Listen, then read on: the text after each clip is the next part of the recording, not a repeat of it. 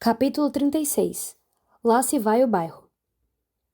O despedaçamento da ordem e a resultante autodestruição da comunidade começa com janelas quebradas que não são consertadas. Depois, é permitido às prostitutas e aos vagabundos vadiarem. Logo, os delinquentes e as gangues percebem que podem agir com impunidade. Nesse momento, o bairro estará a caminho da desintegração. Andrew Peyton Thomas. A manutenção da ordem nas ruas do Brooklyn por Salvatore Bartolomeo ilustra uma nova e estimulante metodologia para a prevenção do crime. É óbvio que durante a ronda, policial solo lidou com crimes sérios, como assassinato, tráfico de drogas e roubo. Mas ele também ajudou a eliminar as coisas que atraem o crime para um bairro. Os sinais de desordem social e deterioração, como vadiagem, mendicância, pichação, carros abandonados, edifícios desocupados e terrenos cobertos de lixo. O sucesso dessa forma de manter a ordem na cidade de Nova York sugere que essa possa ser a chave da restauração das cidades cheias de crimes da América e em muitos outros países. De modo significativo, essa metodologia é fundamentada na compreensão cristã clássica de que a paz civil vem somente através de uma ordem social justa e responsável, um insight extremamente necessário em nossa cultura. Durante as últimas décadas, é nítido que tanto o crime como a desordem pública cresceram.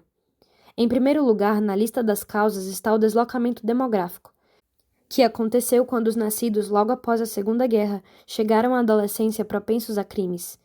Outra causa decorreu das políticas mal conduzidas das décadas de 1960 e 1970, descritas na parte 3, moldadas pela suposição de que a motivação do crime é a pobreza, uma metodologia que parecia desculpar o crime, culpando-se o ambiente. Ao mesmo tempo, o uso de drogas tornou-se muito elevado, exercendo efeito dominó sobre o crime, e os programas de assistência social, chamados de Great Society, Grande Sociedade, debilitaram a estrutura familiar, o que resultou em gangues de jovens de famílias empobrecidas perambulando pelas ruas. O caos social resultante transformou as cidades do interior da América em zonas de combate, e nada parecia ser capaz de deter a espiral descendente. O crime violento, entre 100 mil pessoas, cresceu de 161 em 1960 para 758 em 1992, um aumento de 470%. Crime de propriedade, entre 100 mil pessoas, cresceu de 1.726 em 1960 para 4.903 em 1992, um aumento de 284%. Nossa inabilidade de responder efetivamente ao crime era atribuída como culpa do simples fato de que, em muitas cidades, a polícia estava sem pessoal suficiente e desarmada. Mas não foi só a força de trabalho insuficiente e a potência de fogo que permitiram o florescimento do crime. Foi também uma cosmovisão defeituosa. Nas décadas de 1970 e 1980, os tribunais introduziram um novo conceito de liberdades civis, que transformou o comportamento público desordenado e destrutivo em direito civil. Mais significantes foram dois casos da Suprema Corte, um em 1972 e o outro em 1983, golpeando os estatutos contra a vadiagem e a mendicância. No caso de 1972, o juiz William O. Douglas aumentou bastante os direitos de os malandros e vagabundos perambularem pelo país como ociosos ou mendigos, como se bêbados e pedintes fossem meramente românticos viajantes. A corte sugeriu que os reais culpados eram os rígidos moralistas de classe média que estavam tentando forçar todos os de opiniões diferentes a se conformarem. Ao desprezar as leis contra a vadiagem e mendicância, todavia, a corte partiu de uma tradição legal que remonta à Idade Média e até mesmo à antiga Atenas. Historicamente, essas leis eram designadas para desencorajar a licença individualista extrema, uma característica das pessoas que desconsideram e rompem as convenções e a ordem sociais, explica o advogado Andrew Peyton Thomas. As leis atingiam especialmente os errantes e vagabundos sem rumo que, abre aspas, se rebelavam contra a família e os compromissos de carreira profissional, fecha aspas, preferindo uma existência sem raízes e dada à perambulação, dormindo em lugares públicos e pedindo esmola a cidadãos responsáveis. Abre aspas. leis de vadiagem buscavam apoiar a ordem pública e a responsabilidade pessoal, encorajando o emprego lucrativo e ligações estáveis com família e vizinhos. Fecha aspas. Era essa tentativa de apoiar a ordem pública que foi abruptamente abandonada pela corte em seus dois casos que se tornaram marcos divisórios ou pontos de referência. Os vadios e os viajantes a esmo já não eram mais considerados um perigo para a estabilidade social, mas uma classe perseguida merecedora de proteção. Foi a sociedade civilizada que a corte condenou por furtar-se de suas obrigações para com os desajustados e patifes. Essas decisões tiveram efeito dominó com tribunais inferiores, sobrepondo-se às leis municipais e estaduais, que davam à polícia autoridade para conter comportamentos em lugares públicos. Muito antes disso, as ruas, parques e metrôs de nossas principais cidades estavam cheios de pedintes, prostitutas e bêbados que urinavam nas calçadas e pessoas que dormiam nas grades dos aquecedores. O mesmo conceito de liberdades civis fez a cabeça de profissionais que trabalham com a saúde mental. Psiquiatras como R.D. Laing começaram a discutir que não há nenhum padrão geralmente aplicável de normalidade e que o doente mental apenas representa uma perspectiva de vida diferente, mas igualmente válida.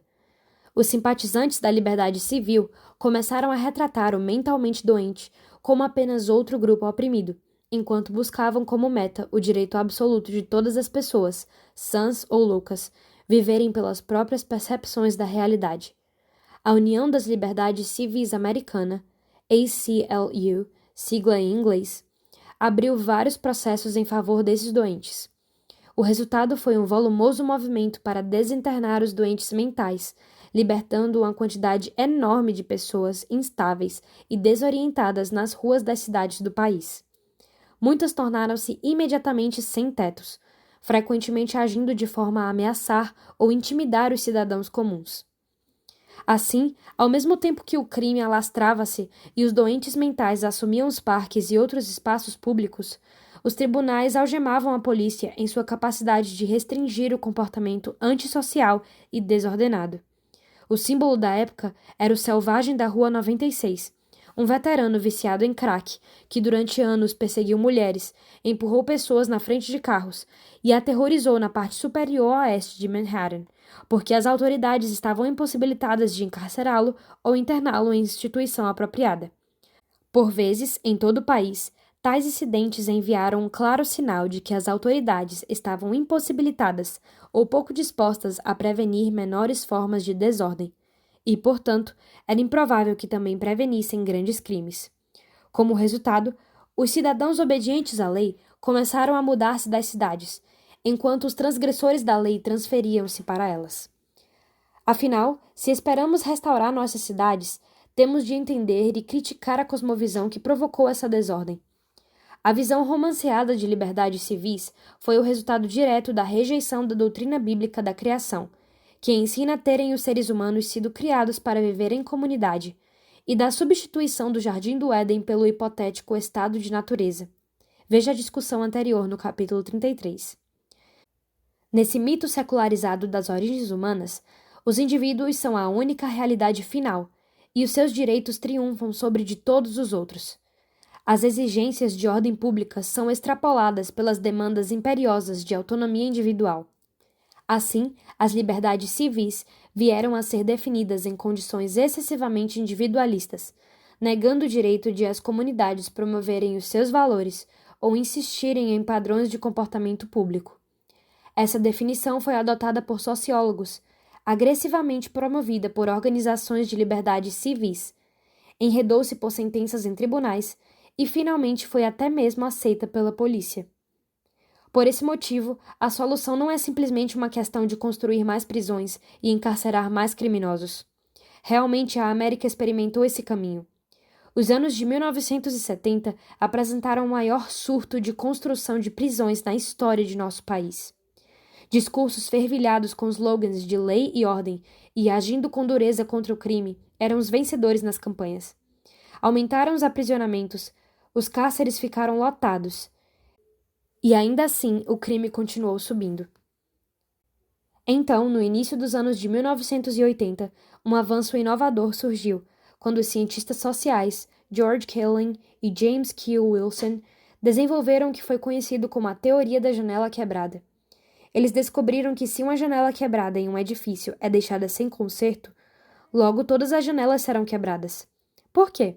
Porque um dano deixado sem conserto envia a mensagem de que ninguém se importa, de que ninguém é responsável e que mais vandalismo não incorrerá em nenhuma penalidade. Uma única janela quebrada atrai o tipo de pessoas que logo quebrarão mais janelas. Igualmente, uma cidade que permite a desordem pública, que começa com pichação e lixo espalhado, envia a mensagem de que as autoridades estão pouco dispostas ou impossibilitadas de forçar padrões de comportamento para controlar o espaço e seus cidadãos. Uma vez que alguma cidade envia esse tipo de mensagem, os cidadãos obedientes à lei partem, e o elemento criminoso é atraído, exatamente o ciclo que devastou as principais cidades da América.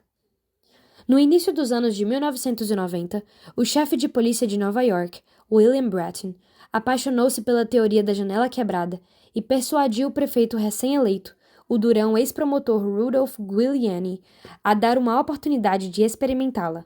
A ordem seguiu então aos distritos 69 e 75 e para o Brooklyn, onde o policial Sol estava lotado, para consertar as janelas quebradas, quer dizer, prender os ofensores insignificantes e limpar os bairros.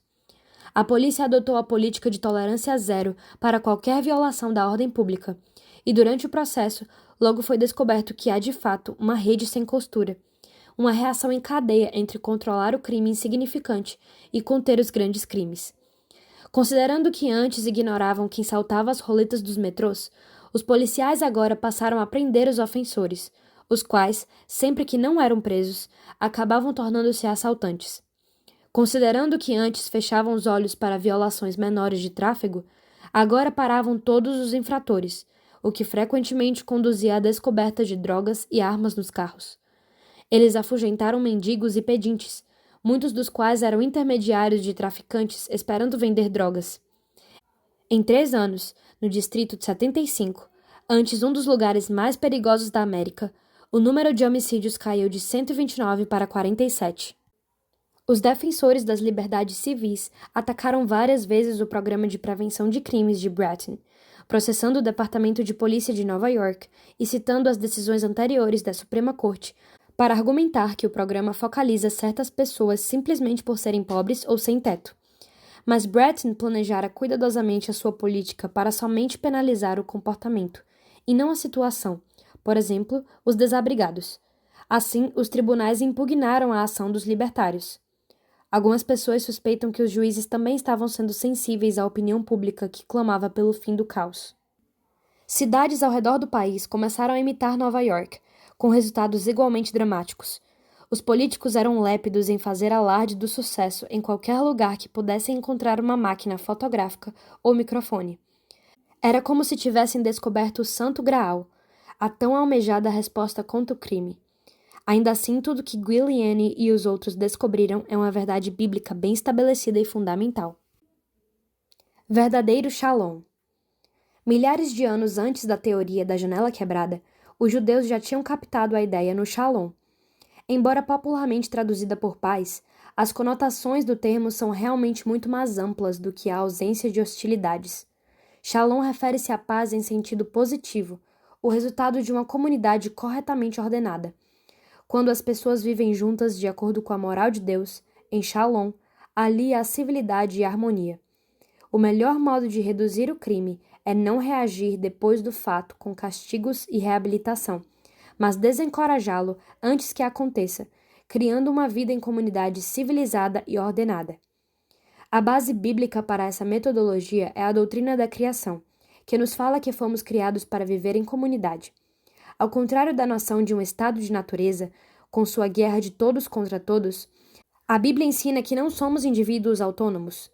Somos, isto sim, criados à imagem de alguém que é, na essência, uma comunidade de seres, ou seja, a Trindade. A natureza de Deus é essencialmente amor recíproco e comunicação entre as pessoas da Trindade. Fomos criados como seres inerentemente comunais, e as instituições sociais ordenadas por Deus estabelecem demandas legítimas e normativas que nos obrigam moralmente a cumpri-las. Essas instituições não são imposições à nossa liberdade, mas expressam a nossa natureza social inerente. Abre aspas. Deus poderia ter criado os homens como indivíduos desconectados, fecha aspas, escreve Kuyper. Ao invés disso, criou originalmente um casal, e como resultado, pelo nascimento, cada um de nós, abre aspas, está organicamente unido com a raça inteira, fecha aspas. Essa natureza social se expressa por meio de nossas instituições sociais, e estas precisam de algum tipo de estrutura de autoridade para dirigir as suas atividades para o bem comum. Assim, para criar e manter a ordem em nossas comunidades políticas, Deus ordenou o Estado. Todos temos o imperativo moral de obedecer à autoridade formal e trabalhar pela justiça e pelo shalom. No quarto século, em seu trabalho clássico A Cidade de Deus, Agostinho ensinou que paz, shalom, é, abre aspas, a tranquilidade produzida pela ordem, fecha aspas, tranquilitas ordinis. Segundo ele, uma comunidade política somente pode desfrutar paz e harmonia seguindo a ordem moral, pois uma vida civil ordenada permite aos seres humanos caídos a possibilidade de, abre aspas, viverem e trabalharem juntos, fecha aspas. Então, o papel primário do Estado não é perseguir criminosos depois do fato ocorrido, mas nutrir a tranquilitas ordinis, usando seus poderes sem igual de coerção para esse fim. A busca da tranquilitas ordinis também é o dever de todo cristão, pois apesar de nossos olhos estarem postos em última instância na cidade de Deus, enquanto vivermos na cidade do homem, é moralmente imperativo trabalharmos pela paz dessa cidade. Isso não é opcional. É o único modo de manter o mal sob controle. Durante séculos, essa visão bíblica de ordem comunitária dominou o pensamento ocidental. No último século, conforme observou William Wilberforce, o grande estadista britânico evangélico, abre aspas, o modo mais eficaz de prevenir os maiores crimes é corrigindo os menores, empreendendo a missão de reprimir o espírito geral de libertinagem, a mãe de todos os vícios. Fecha aspas. A mesma filosofia influenciou os princípios originais do policiamento dispostos por Sir Robert Peel em 1829. A função primordial da polícia, disse Peel, não é lutar contra o crime, mas manter a paz. 60 anos depois, na primeira Constituição da cidade de Nova York, os mesmos princípios foram repetidos. Abre aspas. É por isto que temos de fazer do dever do Departamento de Polícia preservar especialmente a paz pública, remover todos os estorvos das ruas públicas, coibir toda conduta ilícita e desordenada. Fecha aspas. Como resultado, na virada do século, foi a polícia que desenvolveu as primeiras obras assistenciais de refeições e sopas. Foram construídas delegacias de polícia com espaço extra, onde migrantes poderiam ficar até que achassem trabalho. Mendigos foram transferidos para instituições de caridade, e a polícia também ajudava crianças perdidas a encontrarem suas casas. O policial só se sentiria em casa. O sucesso dessa abordagem tem demonstrado que a restauração das principais cidades da América reforça a sabedoria da visão bíblica clássica e fornece evidência poderosa de que ela é, de fato, verdadeira. Verdadeira em relação à nossa natureza, verdadeira em relação ao que somos. Em contrapartida, o caos das últimas décadas atesta as consequências desastrosas de se viver em função de uma falsa filosofia da natureza humana, que nega o ensino bíblico da criação, substituindo-o por um mito secular das nossas origens e da nossa natureza. A visão secular foi experimentada e mostrou deficiência, e seu fracasso abre uma oportunidade maravilhosa para os cristãos testificarem a visão bíblica da natureza humana e da comunidade. Consertando as janelas quebradas. Com que se parece na prática a abordagem bíblica? Em Newport News, Virgínia, a polícia cansou-se de constantemente responder às chamadas sobre assaltantes e traficantes de drogas em conjunto habitacional abandonado, até que finalmente tomaram a decisão de marcar a data para demoli-lo. Com vistas a preparar tudo para a nova construção, os policiais decidiram limpar a área. Limparam lixo, carros abandonados foram removidos, buracos tapados. Para surpresa de todos, a taxa de roubo caiu em pouco tempo para 35%. A polícia ficara perplexa com a teoria da janela quebrada. De igual modo, a polícia de Baltimore trabalhou com agências locais para reformar um condomínio, melhorar a iluminação pública, podar árvores e gramados, limpar becos e construir um playground. Como resultado, os assaltos foram reduzidos em 80% e o roubo de automóveis em 100%. Restabelecer a ordem realmente cria a tranquilidade da ordem. Um dos exemplos de maior sucesso está em Charleston, na Carolina do Sul, onde o chefe de polícia, Reuben Greenberg, decidiu lutar contra o crime, limpando os bairros da cidade e se livrando do lixo, das agulhas usadas e da pichação. Para diminuir os custos, empregou os condenados da prisão local. Logo, antigas áreas voltadas ao crime estavam limpas e cuidadas, sinalizando que não seriam tolerados comportamentos desordeiros e antissociais. Greenberg então perseguiu o tráfico de droga negociado ao ar livre, o qual tinha tomado conta de áreas inteiras da cidade. Ele simplesmente colocou policiais uniformizados em cada esquina onde as drogas estavam sendo vendidas. Os policiais não questionaram ninguém, somente se postaram ali. Ainda assim, o impacto nos negócios foi imediato. Ninguém chegou perto dos negociantes de droga, nem mesmo para dizer bom dia. Eles foram forçados a deixar a área ou sair completamente do negócio. Depois, Greenberg reavivou a visão original dos anos de 1930, de albergues públicos como refúgio para os pobres, e não para o crime. O Departamento de Moradias começou a filtrar os inquilinos, recusando-se a aceitar os criminosos violentos, e hoje o albergue público é um dos lugares mais seguros para se morar em toda a cidade. Finalmente, para lutar contra o crescente crime juvenil, Greenberg reintroduziu os fiscais de aluno gazeteiros.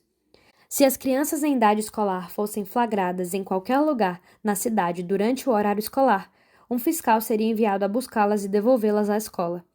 Os resultados foram imediatos. Uma diminuição permanente de 24% em crimes durante o dia, como roubos de bolsas de carros e furtos nas lojas. Em alguns lugares, os próprios cidadãos estão tomando a iniciativa de restaurar os bairros. Um bom exemplo é o Parque Bryant, na cidade de Nova York, antes refúgio de traficantes de drogas e outros transgressores da lei, com 150 roubos informados e 10 estupros por ano. Finalmente, os vizinhos e donos de propriedades formaram uma associação e arrendaram um parque de 7 acres da cidade. Eles botaram abaixo grades de ferro e abrigos que eram esconderijos fáceis para criminosos. Reformaram os sanitários públicos e os mantiveram limpos e seguros. Contrataram seguranças desarmados para patrulhar o parque de forma a intimidar pequenas transgressões como vadear nas fontes ou pisar nos canteiros de rosas. Hoje, enquanto permanece virtualmente livre de crime, o Parque Bryant atrai milhares de nova-iorquinos todas as semanas para tomar banho de sol, fazer piquenique e assistir a eventos artísticos. Até mesmo crianças podem participar.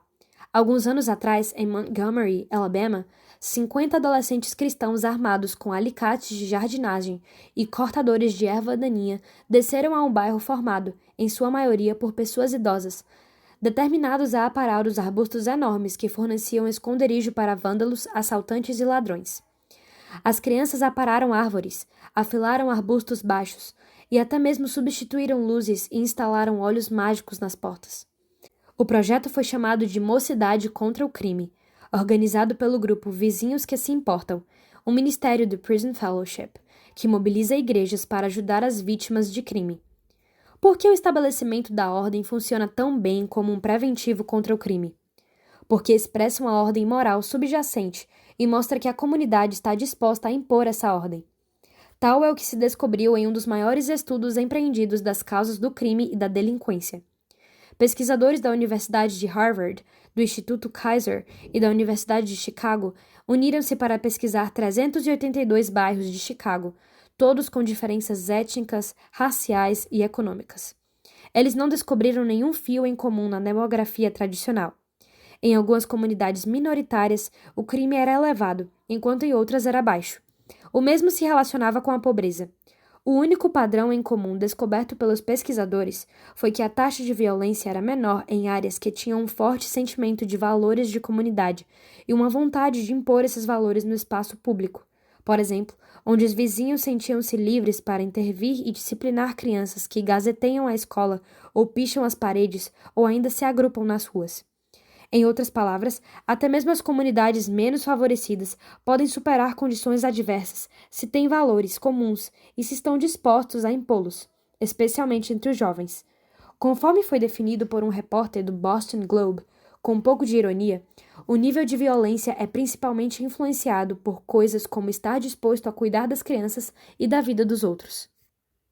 Isto é o que Roberto Rivera, um de nossos companheiros do Prison Fellowship, chama de Síndrome da Donna Green. Rivera cresceu em um bairro de cidade grande racialmente misturado e administrado por uma mulher que se impunha chamada Donna Green. Ela teve 3 filhos, mas considerou como problema seu tomar conta também das crianças de todo mundo. Se visse você fazendo algo estúpido ou perigoso, não vacilaria em repreendê-lo, relembra Rivera. Até pior, você poderia ter certeza de que contaria para seus pais. Era praticamente impossível safar-se de qualquer coisa quando Donna Green estava por perto. A ciência social está provando que são as Donnas Green deste mundo que impõem os valores da comunidade e mantêm os bairros seguros. E os valores, por sua vez, derivam em última instância da religião bíblica. Vários estudos recentes mostram uma conexão direta entre a influência da fé cristã e a redução do crime. Estudos independentes mostram que o nível de criminalidade é maior em vizinhanças com mais bares e lojas de bebidas alcoólicas e menor em áreas com mais igrejas. Um importante estudo conduzido por Richard Freeman, de Harvard, descobriu que os jovens ativos na igreja são mais propensos a terminar a escola, a evitar a gravidez fora do matrimônio, a manter-se no trabalho e a ficar longe de problemas com a lei. Como preventivo de crimes, a frequência à igreja mostrou-se mais importante do que a estrutura familiar, um achado altamente significante, levando-se em conta ter sido provado que o crescimento em uma casa sem a figura paterna tem também impacto severamente negativo. O poder da religião vem do fato de que ela instila sentimento de propósito e valor da vida. Também ensina um padrão de moralidade que age como restrição de comportamento antissocial e criminoso. O mesmo efeito foi também historicamente provado. James Q. Wilson descobriu que a criminalidade caiu de forma dramática na última metade do século XIX, apesar da rápida industrialização. Ele localizou a causa em um avivamento bastante difundido, o segundo grande avivamento, quando os cristãos criaram um número extraordinário de associações para ajudar os pobres, os necessitados, os homens desempregados e as mulheres abandonadas. Esse sucesso em transformar a sociedade é uma evidência persuasiva de que os cristãos podem fazer o mesmo hoje em dia. É certo que somente os cristãos têm a cosmovisão capaz de prover soluções execuíveis para os problemas da vida comunitária. Assim, devemos estar na vanguarda, ajudando comunidades a cuidarem de seus próprios bairros. Seja mobilizando esforços para acabar com as pichações e limpar terrenos desocupados, ou ativismo político para fazer votar leis que obriguem padrões de comportamento público, deveríamos estar ajudando a restabelecer a ordem nessas áreas menores como primeiro passo em direção aos principais problemas sociais. Podemos tomar como exemplo o grande sucesso das igrejas locais, que assumiram um papel ativo na reconquista de suas vizinhanças. Veja o caso do reverendo Eugene Rivers, que pastoreia a comunidade cristã Azusa, uma congregação pentecostal na empobrecida área de Dorchester, em Boston. Rivers, ex-membro de gangue que se formou em Harvard, foi inspirado a restaurar a sua comunidade depois de testemunhar uma tragédia chocante. Na primavera de 1992, membros de uma gangue entraram em uma igreja no meio de uma cerimônia fúnebre e apunhalaram um adolescente da gangue rival. Depois atiraram na igreja. Rivers, juntamente com mais de 40 outros pastores, passaram a salvar crianças de gangues e drogas. As igrejas começaram oferecendo reforço escolar depois das aulas, aprendizado supervisionado fora do horário escolar, e estudos bíblicos. Eles formaram patrulhas no bairro para oferecer às crianças condução segura, tanto na ida como na volta da escola. Aconselharam jovens em condicional e estabeleceram contato com homens de negócios cristãos para ajudar os adolescentes a conseguirem emprego. Depois que Boston permaneceu por 2 anos sem um único homicídio entre adolescentes, até mesmo revistas nacionais como The New Yorker reportaram, abre aspas, não poderíamos funcionar efetivamente sem os ministros de Boston, fecha aspas. O ex-comissário de polícia William Brennan contou para a revista, abre aspas, essas igrejas e líderes como Eugene Rivers significaram muito para o nosso sucesso, fecha aspas. O professor de Princeton, John DiIulio ficou tão impressionado com ministérios como o de Boston que reduziu sua carga horária de ensino e criou uma organização chamada PRAY, Partnership for Research on Religion and At-Risk Youth, Sociedade para a Pesquisa da Religião e da Juventude em Risco, para pesquisar e ajudar a financiar programas baseados na fé. DiIulio descreve tais ministérios com termos dramáticos. Os voluntários das igrejas, abre aspas, vão direto às ruas, direto às gangues, direto ao cerne da ação. Os jovens estão atordoados. A polícia nem mesmo entra ali, fecha aspas. Mas cristãos comprometidos vão onde a polícia teme andar, levando a mensagem corajosa de que Deus os ama e tem algo melhor para vocês. Abre aspas. Tanto a Bíblia como a bola de futebol funcionaram, fecha aspas, diz Kathy Dudley, que com seu marido fundou o ministério Voice of Hope, Voz da Esperança, visando restaurar bairros no oeste de Dallas. Abre aspas. Íamos para uma rua, recolhíamos todas as crianças e as levávamos para um playground para jogar futebol, diz ela. Então lhes contávamos histórias da Bíblia, fecha aspas.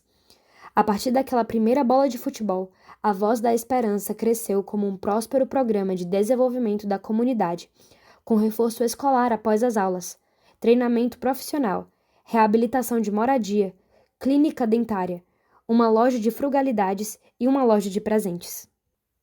Esforços semelhantes estão acontecendo na Igreja da Comunidade Lawndale, de Chicago, fundada por Kerry Casey, que era pastor de uma igreja confortável, de classe média, até que sentiu chamado para deixar tudo e revitalizar um dos bairros mais difíceis da cidade. A Igreja da Comunidade Lawndale tornou-se refúgio seguro para crianças, com um ginásio de esportes e reforço escolar após as aulas. No programa de oportunidade universitária, alunos do primeiro grau comprometem-se a um programa de 5 anos de sessões de estudo, 2 vezes por semana, no centro estudantil da igreja. Se eles mantêm a média pré-estabelecida, recebem uma bolsa de estudos de 4 anos para a faculdade, no valor de cerca de $3.000 por ano. Se os jovens ou membros de suas famílias adoecem, podem ir para o completo centro médico da igreja por uma taxa mínima, e o programa de treinamento profissional de Lawndale ajuda o desempregado a encontrar um novo emprego. A igreja também tem um ministério de moradia para reabilitar edifícios abandonados e dar aos pobres a oportunidade de se tornarem proprietários de uma casa. Em Baltimore, Sandtown já foi certa vez um bairro de sobrados e ruelas cobertos de lixo, com traficantes de drogas em cada esquina. Isto é, até que a igreja New Song foi fundada. Agora ela alcança pessoas como Tori Reynolds, mãe de 4 filhos, que foi viciada em crack e dependia da assistência social. Com a ajuda da igreja, passou por um treinamento profissional e hoje é empregada de um centro comunitário de assistência de saúde. Os seus filhos frequentam o centro educacional da New Song e, quando estão doentes, ela os leva ao centro de saúde familiar da New Song. Tori e seu marido também são orgulhosos proprietários, em primeira mão, de um imóvel reabilitado pelo programa local Habitação para a Humanização. Em Memphis, Tennessee, a mesma visão de restabelecer a ordem social e moral inspira os membros da Igreja Cristã de Mississippi Boulevard. Ela dirige um ministério de reabilitação de moradias, uma escola cristã, a Central de Alimentos MENA para distribuição de comida aos pobres e idosos e o Centro de Vida Familiar com todo o entretenimento possível. A igreja também tem um dispensário de roupas, um programa de colocação profissional, uma livraria e serviços de aconselhamento. Todos esses exemplos foram originalmente inspirados por uma visão do desenvolvimento de uma comunidade cristã que nasceu primeiro nos corações de meus amigos, John e Vera Mae Perkins.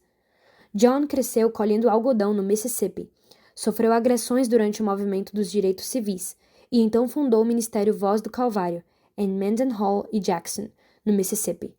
Hoje, esses ministérios cresceram de forma a incluir reabilitação de moradias, uma loja de produtos a preços econômicos, treinamento profissional, uma escola, uma creche, uma cooperativa de alimentos e um centro médico. O modelo de desenvolvimento de uma comunidade cristã dos Perkins está sendo imitado atualmente por todo o país. Em anos recentes, John e Vera Mae levaram a visão à região noroeste de Pasadena, na Califórnia, infestada por drogas. A primeira vez que visitei a nova casa dos Perkins, vi traficantes de drogas na rua, estacionando suas limusines para fazer negociatas nas esquinas, no meio do lixo e do entulho. Eu orei com John e Vera Mae na sua sala de estar, sentado na frente de uma janela que ainda tinha um buraco da bala disparado do carro de um traficante. Mas dentro de meses, os Perkins haviam transformado seu quintal em uma área de brincadeiras, onde as crianças do bairro podiam brincar com segurança e ouvir histórias bíblicas. Logo compraram propriedades vizinhas e as renovaram. Abriram um centro de jovens e oferecem serviços familiares adicionais. Eles encorajaram outros cristãos a comprarem propriedades próximas e a abrirem ministérios relacionados. Com o passar do tempo, os traficantes de droga desapareceram, a criminalidade enfraqueceu e as crianças voltaram a brincar nos jardins. Quando voltei para outra visita, eu não pude acreditar na transformação. O que está acontecendo em Boston, Dallas, Chicago, Baltimore, Memphis, Mendenhall, Jackson e Pasadena é que os cristãos deveriam estar fazendo em todos os lugares, convertendo o caos em tranquilitas ordines, uma casa de cada vez, um quarteirão de cada vez, um bairro de cada vez, uma comunidade de cada vez. Embora nossa cidadania seja da cidade de Deus, sabemos que Deus nos colocou em nossas cidades e bairros para refletir o seu caráter e restaurar o seu domínio no meio de um mundo caído. Começamos com nossas vidas pessoais e hábitos. Passamos dali para nossas famílias e escolas, e então para nossas comunidades, e depois para toda a nossa sociedade.